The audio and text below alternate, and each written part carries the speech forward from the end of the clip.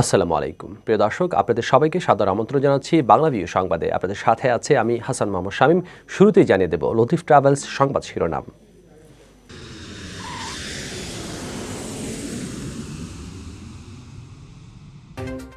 সিলেটে লকডাউনে বেড়েছে রাস্তায় জনসমাগম ও যান চলাচল। রাস্তায় র্যাব, পুলিশ ও সেনাবাহিনী, তবুও নিশ্চিত হচ্ছে না স্বাস্থ্যবিধি।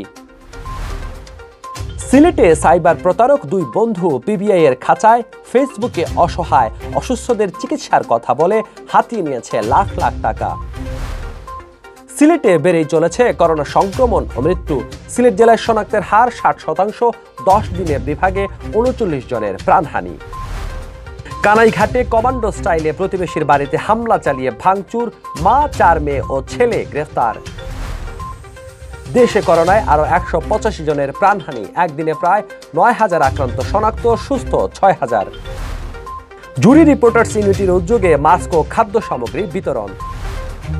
লকডাউন কার্যকরে যশোরে কঠোর হাইওয়ে পুলিশ। যানবাহন আটকে জিজ্ঞাসাবাদ, জরুরি প্রয়োজন ছাড়া বের হলেই মামলা। সৌদি আরব পশ্চিমাঞ্চল বিএনপির আহ্বায়ক কমিটি বিলুপ্তির দাবিতে সংবাদ সম্মেলন। শুনছিলেন শিরোনাম, এবারে বিস্তারিত। সিলেটে কঠোর লকডাউনের 10ম দিন শনিবার রাস্তায় আগের দিনগুলোর চেয়ে বেশি ছিল জনসমাগম ও যান চলাচল। বেড়েছে রিক্সা, অটোরিক্সা, মোটরসাইকেল ও প্রাইভেট গাড়ি চলাচল। প্রয়োজনে অপ্রয়োজনে মানুষ বের হয়েছেন রাস্তায়। পুলিশি তল্লাশি এবং র্যাব, সেনাবাহিনীর টহল ও সচেতনতামূলক কার্যক্রম অব্যাহত থাকলেও স্বাস্থ্যবিধির ব্যাপারে উদাসীন ছিলেন রাস্তায় বের হওয়া বেশিরভাগ মানুষ। শনিবার সকাল থেকে নগরীর রাস্তায় শুরু করে রিক্সা চলাচল। বেশিরভাগ চালক ও যাত্রীর মুখে ছিল না মাস্ক। বেলা বাড়ার সাথে সাথে বাড়ে মোটরসাইকেল, সিএনজি, অটোরিক্সা ও প্রাইভেট গাড়ি চলাচল। এসব যানবাহনে চালক ও যাত্রীদের বেশিরভাগের মুখে ছিল না মাস্ক। কেউ মাস্ক পরলেও তা থুতনির নিচে ঝুলিয়ে রাখতে দেখা যায়। নগরের পাড়া মহল্লার ভেতরের দোকানপাট ছিল খোলা। নগরের ভেতরে বিভিন্ন স্থানে ব্যবসায়ীদের শাটার অর্ধেক খুলে ব্যবসা করতে দেখা গেছে। পুলিশের দাবি, যারাই রাস্তায় বের হচ্ছেন তাদের বেশিরভাগই জরুরি প্রয়োজনে বের হচ্ছেন। জরুরি প্রয়োজন ছাড়া কেউ বের হলে জেলা প্রশাসন, র্যাব ও সিটি কর্পোরেশনের ভ্রাম্যমাণ আদালত জরিমানা করছে। সেনাবাহিনীও মাঠে রয়েছে। পুলিশ জানায়, নগরীতে 32টি চেকপোস্ট বসিয়ে পুলিশ তল্লাশি করছে। এছাড়া দিনরাত মিলে পুলিশের 52টি মোবাইল টিম কাজ করছে। চেকপোস্টে তল্লাশিকালে কাগজপত্র দেখাতে না পারলে সংশ্লিষ্ট যানবাহনের মালিকের বিরুদ্ধে দেয়া হচ্ছে মামলা। জাফরান খান ও তারেক হোসেন দীর্ঘদিনের বন্ধুত্ব তাদের। পড়ালেখার দৌড়ে দুজনেই পেরোতে পারেননি স্কুলের গণ্ডি। তবে কমতি নেই মেধার। সেই মেধা অবশ্য তারা কাজে লাগান না ভালো কাজে। সাইবার অপরাধী হিসেবে এরই মধ্যে তারা হয়ে উঠেছেন সিদ্ধহস্ত। সামাজিক যোগাযোগ মাধ্যম ফেসবুকে তারা প্রতারণা করে হাতিয়ে নিয়েছেন লক্ষ লক্ষ টাকা। অসহায় অসুস্থদের চিকিৎসার জন্য মানবিক আহ্বান জানিয়ে তারা অসংখ্য মানুষের সাথে করেছেন প্রতারণা। এই দুই মানবিক প্রতারককে গ্রেফতার করেছে police bureau of investigation PBI. শনিবার সিলেটের ওসমানীনগর থানায় তাদের বিরুদ্ধে সাইবার ক্রাইম আইনে মামলা হয়েছে। পিবিআইয়ের উপপরিদর্শক লিটন চন্দ্র বাদী হয়ে তাদের বিরুদ্ধে মামলা করেন। শুক্রবার পিবিআইয়ের একটি দল অভিযান চালিয়ে তাদেরকে গ্রেফতার করে। গ্রেফতারকৃত জাফরান খান ওসমানীনগর থানার ইলাশপুর দক্ষিণ গ্রামের মৃত আব্দুল গিয়াস খানের ছেলে ও তারেক হোসেন একই থানার নিজ কর্ণশী উত্তরপাড়া গ্রামের সুফি মিয়ার ছেলে। পিবিআই সিলেটের পুলিশ সুপার খালেদুজ্জামান জানান, গত বছরের 7 ডিসেম্বর মহিমা বেগম নামে একটি ফেসবুক আইডি খুলে একটি শিশুর জীবন বাঁচাতে চিকিৎসার জন্য সাহায্য চায় এই চক্র। সাহায্য পাঠানোর জন্য দেয়া হয় একটি বিকাশ নাম্বার। একইভাবে বিভিন্ন সময় তারা ভুয়া ফেসবুক আইডি খুলে অসহায়দের চিকিৎসার কথা বলে মোবাইল ব্যাংকিং, বিকাশ ও নগদের মাধ্যমে অসংখ্য লোকের কাছ থেকে হাতিয়ে নেয় টাকা। তাদের প্রতারণার বিষয়টি নিশ্চিত হওয়ার পর পিবিআইয়ের একটি দল তাদেরকে গ্রেফতার করে। এরপর তাদের মানবিক প্রতারণার নানা চাঞ্চল্যকর তথ্য বেরিয়ে আসে। পুলিশ সুপার জানান, মোবাইল ব্যাংকিংয়ের মাধ্যমে তারা কি পরিমাণ টাকা হাতিয়ে নিয়েছে তা জানতে আদালতের মাধ্যমে বিকাশ ও নগদ কর্তৃপক্ষের কাছে আবেদন করা হবে। সবচেয়ে আশ্চর্যজনক বিষয় হলো তারা এই পর্যন্ত ডিসেম্বর মাস থেকে অদ্যাবধি পর্যন্ত প্রায় 7-8টি এই ফেসবুকে এই ধরনের পোস্ট আমরা ট্র্যাক করতে পেরেছি এবং এগুলো আমাদের সন্দেহ হয়। আমরা পরবর্তীতে যাচাই বাছাই করে দেখতে পারি যেগুলো সম্পূর্ণ ভুয়া। এবং তারা একই না, প্রত্যেকটা পোস্টে একই নাম্বার ইউজ করছে, যেগুলো নগদ বা বিকাশের যে নাম্বারগুলো, সেগুলোর মাধ্যমে তারা টাকা সংগ্রহ করে। পরবর্তীতে আমরা তাদের পরিচয়টা কনফার্ম হয়ে তাদেরকে গ্রেফতারের জন্য আমরা অভিযান পরিচালনা করতে থাকি। গতকাল আমরা তাদের গ্রেফতার করতে সমর্থ হয়েছি। সিলেটে একদিকে বেড়ে চলেছে করোনা সংক্রমণ, অন্যদিকে বাড়ছে মৃত্যু। শনিবার সকাল ৮টা থেকে পূর্ববর্তী ২৪ ঘন্টায় সিলেট বিভাগে আক্রান্ত শনাক্ত হয়েছেন আরও ৩৯৪ জন। ওই সময় সিলেট বিভাগে মিলে গড় শনাক্তের হার ছিল ৫৫.৪১%, আর সিলেট জেলায় শনাক্তের হার ছিল ৬০.৩৩%। সবচেয়ে আতঙ্কের বিষয় ছিল গেল ২৪ ঘন্টায় ওসমানী মেডিকেল কলেজ হাসপাতাল ল্যাবে নমুনা পরীক্ষায় আক্রান্ত শনাক্তের হার ছিল প্রায় ৮৭%। চলতি জুলাই মাসে সংক্রমণ বাড়ার পাশাপাশি বেড়েছে মৃত্যুও। গেল ১০ দিনে করোনা আক্রান্ত হয়ে সিলেট বিভাগে মারা গেছেন ৩৯ জন। সিলেট এমএজি ওসমানী মেডিকেল কলেজের ল্যাবে শুক্রবার ২৭৬টি নমুনা পরীক্ষা করা হয়। এর মধ্যে পজিটিভ শনাক্ত হন ২৪০ জন।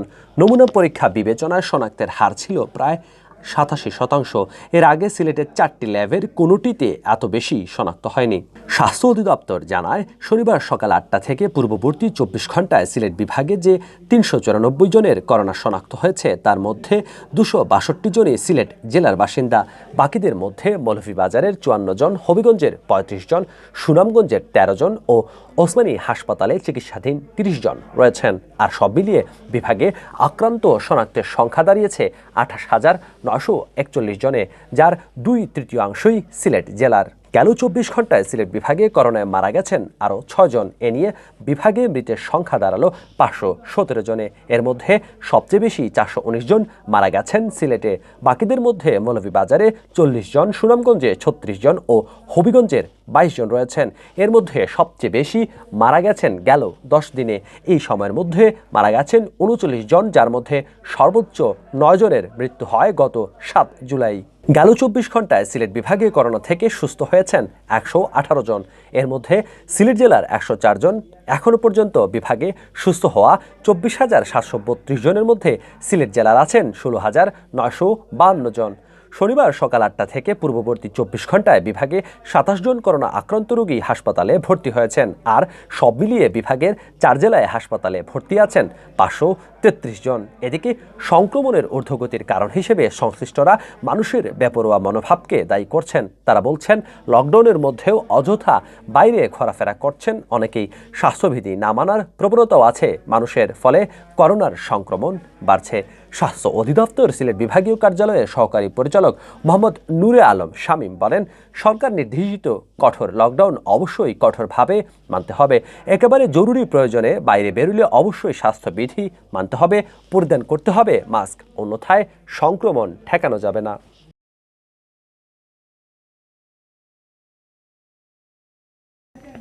সিলেটের কানাইঘাটে কমান্ডো স্টাইলে দেশীয় ও ধারালো অস্ত্র নিয়ে হামলা চালিয়ে প্রতিবেশীর ঘর ভাঙচুর করেছেন এক নারী ও তার ৫ সন্তান।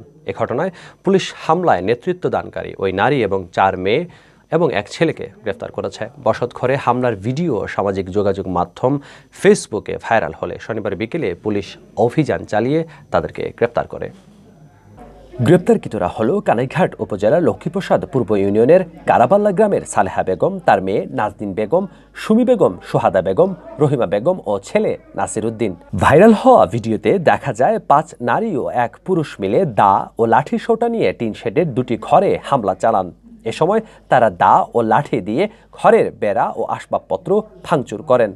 স্থানীয় সূত্র জানায়, কারাবাল্লা গ্রামের মৃত আব্দুল নূরের স্ত্রী সালেহা বেগমের সাথে দীর্ঘদিন ধরে বসতবাড়ির জায়গা নিয়ে তার ভাসুর মৃত তবারিকালের ছেলে মইনুদ্দিন লুতু ও মইনুল ইসলামদের সাথে বিরোধ চলে আসছিল।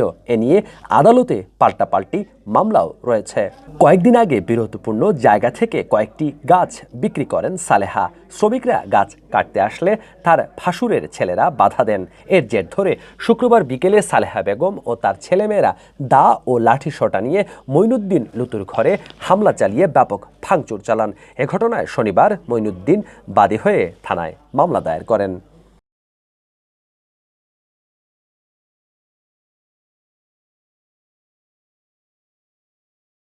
গেল ২৪ ঘন্টায় করোনা ভাইরাসে আক্রান্ত হয়ে সারা দেশে ১৮৫ জনের মৃত্যু হয়েছে। একই সাথে দেশে করোনায় মৃতের সংখ্যা দাঁড়ালো ১৬,১৮৯ জনে।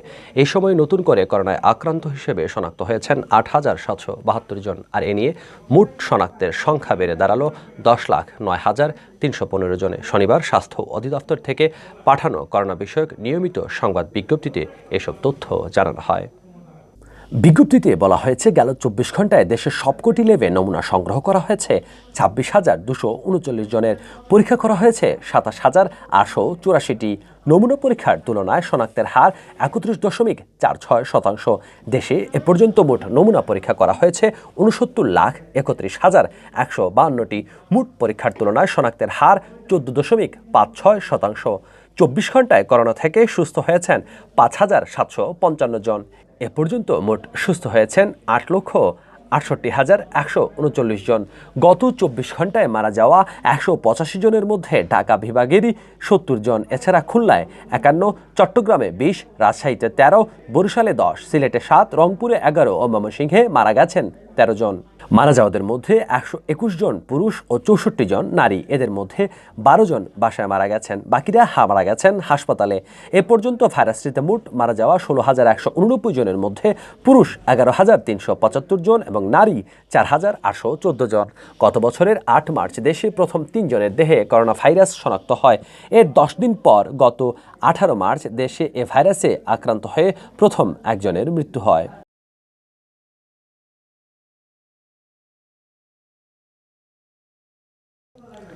মৌলভীবাজার জেলার জুরিতে জুরি রিপোর্টার্স ইউনিটির পক্ষ থেকে মাস্ক ও অসহায় হতদরিদ্রদের মধ্যে খাদ্য সামগ্রী বিতরণ করা হয়েছে।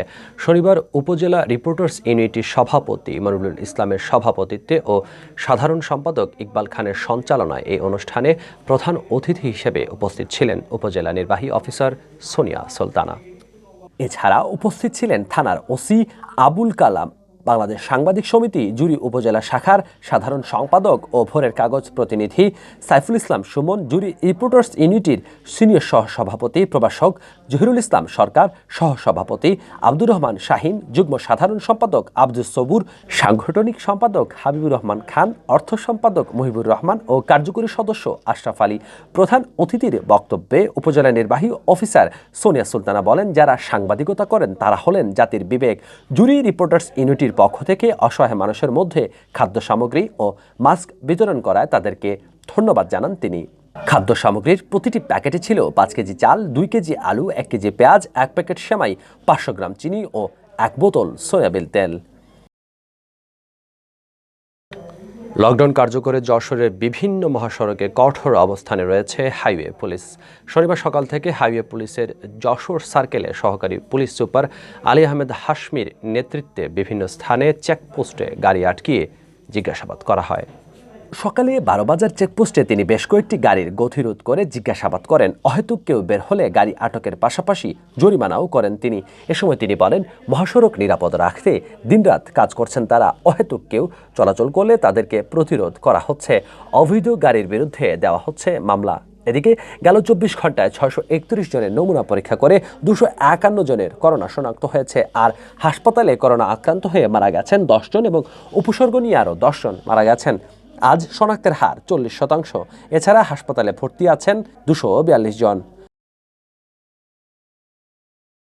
যারা রাস্তাঘাটকে ব্যবহার করে যেখানে সেখানে আসা যাওয়ার চেষ্টা করছেন, আমরা তাদেরকে প্রতিরোধ করছি। 3 হুইলার সহ বেপরোয়া যানের বিরুদ্ধে আমরা মামলা নিচ্ছি। ব্যবহৃত যানবাহন বাহিরে না নিয়ে আসে তার জন্য আমরা তাদেরকে বারবার করে অনুরোধ করছি এবং আমাদের এই সরকারি নির্দেশগুলো আমরা তাদেরকে বলছি। হাইওয়েতে বা মহাসড়কে যাতে কোনো প্রকার 3 হুইলার না চলতে পারে সেই কারণেও জনসচেতনতা বৃদ্ধির লক্ষ্যে আমরা মাইকিং করে যাচ্ছি এবং প্রতিনিয়ত কাজ করে যাচ্ছি। সাংগঠনিক নিয়ম অনুসরণ না করে সৌদি আরব পশ্চিমাঞ্চল বিএনপির আহ্বায়ক কমিটি ঘোষণা করা হয়েছে, এমন অভিযোগে সংবাদ সম্মেলন করেছে বিএনপির সৌদি আরব পশ্চিম কেন্দ্রীয় কমিটি। সংবাদ সম্মেলনে নেতৃবৃন্দ আহ্বায়ক কমিটি ও বর্তমান আহ্বায়ক কমিটির সভাপতির বিরুদ্ধে ক্ষমতার অপব্যবহার ও নানা অভিযোগ তুলে ধরে সভাপতির অব্যাহতির দাবি জানান। সংগঠনের স্বার্থে নতুন নেতৃত্ব সৃষ্টির লক্ষ্যে দলের ত্যাগী নেতাদের নিয়ে কমিটি ঘোষণার দাবিও জানান তারা। সংগঠনের সিনিয়র যুগ্ম সাধারণ সম্পাদক মোহাম্মদ শাহজাহানের সঞ্চালনায় সাবেক সহসভাপতি আবুল কালাম আজাদের সভাপতিত্বে সাংবাদিক সম্মেলনে লিখিত বক্তব্য পাঠ করেন সৌদি আরব বিএনপির অন্যতম প্রতিষ্ঠাতা ও চলমান কমিটির সাংগঠনিক সম্পাদক প্রকৌশলী নুরুল আমিন। পরবর্তী সংবাদ দেখার আমন্ত্রণ জানিয়ে শেষ করছি বাংলা ভিউ সংবাদ। খবরের সর্বশেষ আপডেট পেতে লাইক দিয়ে যুক্ত থাকুন আমাদের ফেসবুক পেজে। এখনই সাবস্ক্রাইব করে নিতে পারেন আমাদের ইউটিউব চ্যানেল। দর্শক, এতক্ষণ সঙ্গে থাকার জন্য ধন্যবাদ। খোদা হাফেজ।